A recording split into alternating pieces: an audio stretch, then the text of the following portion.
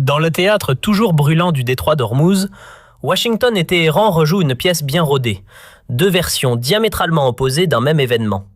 Selon le CENTCOM, les vedettes des gardiens de la révolution islamique auraient pris en chasse un pétrolier battant pavillon américain, perturbant sa traversée. De leur côté, les relais médiatiques iraniens, en parfaite synchronie avec les autorités locales, décrivent un tout autre scénario.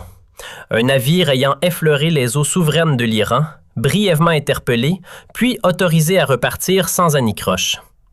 Entre ces deux récits cousus de certitude, la vérité semble flotter, insaisissable, quelque part entre les lignes.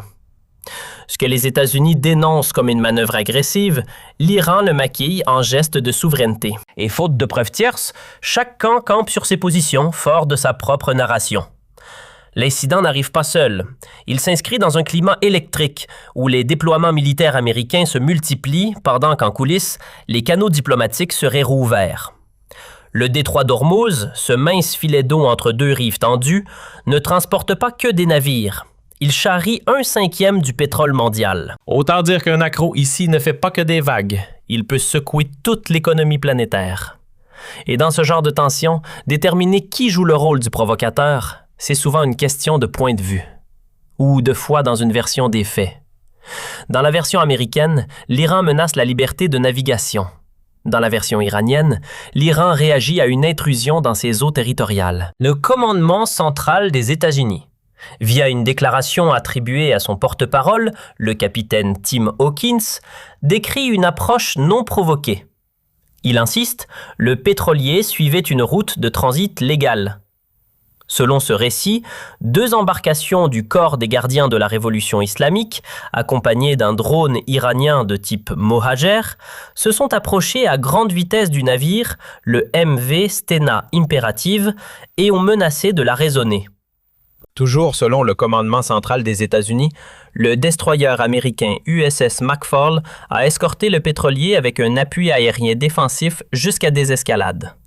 Les États-Unis rappellent que les navires marchands disposent de droits de passage dans les détroits internationaux. L'Iran conteste régulièrement cette interprétation en s'appuyant sur sa lecture de ses eaux territoriales. Ce désaccord juridique est au cœur d'une longue série de confrontations. Des éléments de suivi en sources ouvertes indiquaient une trajectoire vers Bahreïn. Dans les faits, le navire a poursuivi sa route sans dommages confirmés. La qualification de l'échange, elle, demeure contestée. Un autre récit circule côté américain. Le Wall Street Journal, citant des responsables américains, rapporte qu'il pourrait y avoir eu davantage d'embarcations impliquées, jusqu'à 6 vedettes armées. Elles auraient ordonné aux pétroliers de couper ses moteurs et de se préparer à être abordés. Dans cette version, le navire aurait refusé, accéléré, et un bâtiment de guerre américain serait intervenu pour l'escorter. L'écart entre 2 embarcations du corps des gardiens de la révolution islamique et jusqu'à 6 autres officiels illustre la brume informationnelle typique. Même au sein d'un même camp, le cadrage varie. L'Iran, de son côté, nie toute tentative d'arraisonnement. Un troisième acteur confirme au moins une chose. Il s'est passé quelque chose. L'Organisation de liaison maritime britannique a émis un avis de prudence sur un incident dans la zone, demandant aux navires de transiter avec vigilance. Cette alerte corrobore l'existence d'un événement sans valider à elle seule une version précise. Des groupes de suivi des risques maritimes apportent des détails. Le pétrolier n'aurait pas répondu à des appels radio en modulation de fréquence très haute et aurait augmenté sa vitesse. Mais même là, le fait soutient 2 interprétations opposées. Refuser de répondre peut être présenté comme une résistance à un harcèlement ou comme un refus d'obtempérer à un avertissement des autorités côtières. Dans le détroit, la lecture dépend du point de vue. Du côté iranien, la ligne officielle relayée par des médias proches de l'État est claire. Le pétrolier a pénétré des eaux iraniennes sans autorisation, a été averti, puis est reparti. Dans ce cadrage, ce n'est pas une intimidation, mais une action normale de contrôle côtier face à une intrusion. Si le navire était effectivement dans les eaux territoriales iraniennes, Téhéran pourrait soutenir qu'un avertissement relevait de ses prérogatives internes. Le problème, c'est qu'aucun jeu de données publiques ne permet aujourd'hui de trancher de façon indiscutable la position exacte du navire au moment de l'interaction. Sans trajectoire vérifiée indépendamment, les 2 récits restent en suspension. En toile de fond, le différend juridique demeure. Le droit international, via la Convention des Nations unies sur le droit de la mer, encadre le passage dans les détroits en reconnaissant des droits aux États côtiers. C'est précisément sur cette frontière que naissent les frictions. Pour l'Iran, avertir un navire qu'il considère en infraction est une réponse mesurée. Pour les États-Unis, toute interférence avec la navigation commerciale dans un goulot mondial est inacceptable. Chacun estime avoir des arguments juridiques et stratégiques. Parallèlement, un second épisode a été rapporté. L'armée américaine affirme avoir abattu un drone iranien près du porte-avions USS Abraham Lincoln. Selon le commandement central des États-Unis, un avion de chasse de type F-35 Charlie a détruit un drone de type Shahed 129 qui se rapprochait du groupe aéronaval. Des médias iraniens parlent, eux, d'un Shahed 129 et soutiennent qu'un contact a été perdu après une mission de surveillance. Même le modèle exact du drone devient un objet de dispute, ce qui en dit long sur l'état du récit. Dans la version américaine, l'approche est jugée agressive, l'intention est dite incertaine et la destruction est un acte de légitime défense. Les États-Unis affirment avoir tenté des mesures de désescalade avant de tirer, puis avoir ouvert le feu. Aucun blessé, aucun dégât matériel déclaré. Dans la version iranienne, relayée par l'agence Tasnim, il s'agirait d'une reconnaissance routinière et légale en eau internationale, avec transmission d'images, puis une perte de contact dont les causes seraient en cours d'examen. Une manière de ne pas confirmer explicitement l'abattage tout en instaurant l'idée d'une activité légitime. Deux incidents, deux récits. D'un côté, défense face à une menace. De l'autre, surveillance légale, puis perte des signaux. Et là encore, aucune vérification indépendante accessible publiquement ne permet de verrouiller la version définitive. À ce climat s'ajoutent des avertissements iraniens sur Hormuz.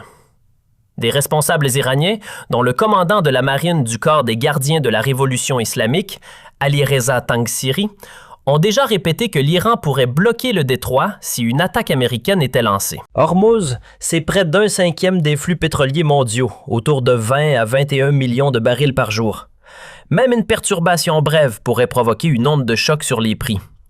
La question de savoir si l'Iran pourrait réellement fermer le détroit fait débat. Les États-Unis maintiennent une présence précisément pour garantir la liberté de navigation. Dans ce cadre, les menaces iraniennes peuvent être comprises comme un message de dissuasion, rappeler le coût d'une action militaire. Mais savoir si ce message reflète un plan opérationnel ou de la rhétorique reste impossible à déduire. Tout se résume à une divergence fondamentale. Pour l'Iran, une force étrangère massive opère près de son territoire. Ces mesures sont une réponse défensive rationnelle. Pour les États-Unis, cette présence vise à dissuader l'agression et protéger le commerce. Les mêmes gestes prennent un sens opposé selon le cas. Ce décalage nourrit un débat récurrent sur le double standard. Quand la marine américaine traverse des zones revendiquées par d'autres, on parle d'affirmation de droits internationaux. Quand des vedettes iraniennes s'approchent d'un navire dans des eaux revendiquées par l'Iran, on parle de harcèlement. Le raisonnement s'étend à la surveillance. Les États-Unis surveillent largement. Quand l'Iran surveille les forces américaines près de ses côtes, c'est parfois décrit comme menaçant. Certains y voient une équivalence de principe, d'autres dénoncent une fausse symétrie. Même cette comparaison est elle aussi un champ de bataille. Malgré tout, la voie diplomatique serait toujours en mouvement. Plusieurs médias internationaux indiquent que des discussions seraient en préparation, même si le lieu et le format fluctuent.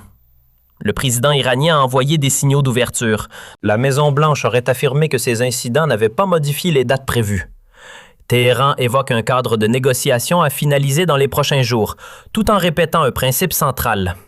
Oui à la diplomatie, mais pas sous la menace. Dans les messages attribués au guide suprême, l'idée est martelée. Le respect appelle le respect, la menace appelle la réponse. Cela fixe des conditions politiques. Là encore, impossible de savoir si ces lignes rouges sont strictement opérationnelles ou surtout rhétoriques, mais elles structurent la posture. Dans ce tableau, l'approche de Washington est décrite comme une diplomatie sous pression. Déploiement militaire d'un côté, ouverture à des discussions de l'autre. Donald Trump pourrait expliquer que des navires se dirigent vers l'Iran pendant que des échanges sont envisagés. Le message est simple, si un accord sort, tant mieux. Sinon, de mauvaises choses pourraient arriver. C'est de la coercition assumée. Les divergences de fond sont profondes.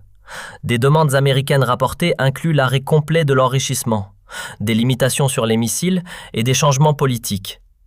Des responsables iraniens répètent que l'uranium ne sera pas transféré et que les capacités de défense ne sont pas négociables. Sur le papier, l'espace de compromis paraît étroit.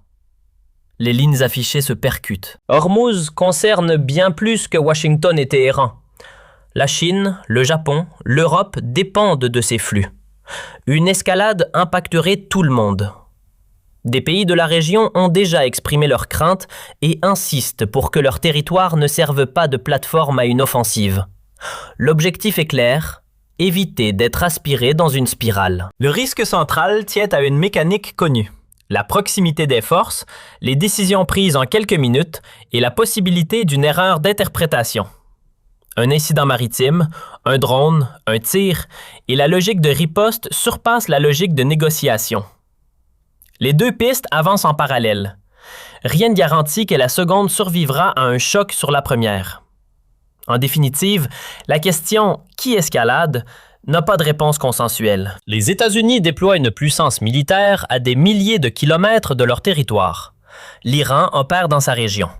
Washington invoque le nucléaire. Téhéran invoque la présence étrangère. Le pétrolier peut être vu comme victime ou intrus. Le drone peut être vu comme menace ou surveillance. Ce qui est établi, c'est ceci. Un incident impliquant le Stena Imperative a été signalé dans le détroit d'Ormuz par le commandement naval de la sécurité maritime, par une alerte de l'Organisation de liaison maritime britannique et par des acteurs de suivi maritime. Il est également établi que le USS McFall a escorté le navire et que le transit s'est poursuivi. Ce qui reste disputé, c'est la localisation exacte, le nombre d'embarcations et la nature réelle de l'interaction. La séquence liée au drone produit aussi deux versions incompatibles jusque dans l'identification du modèle, Shahed 129 contre Shahed 139. Et malgré cette friction, des discussions seraient toujours envisagées. Les prochains jours diront si la diplomatie parvient à tenir malgré les incidents ou si la dynamique militaire finit par écraser la table des négociations. Dans le détroit d'Ormuz, les narrations rivales ne sont pas l'exception, elles sont la norme.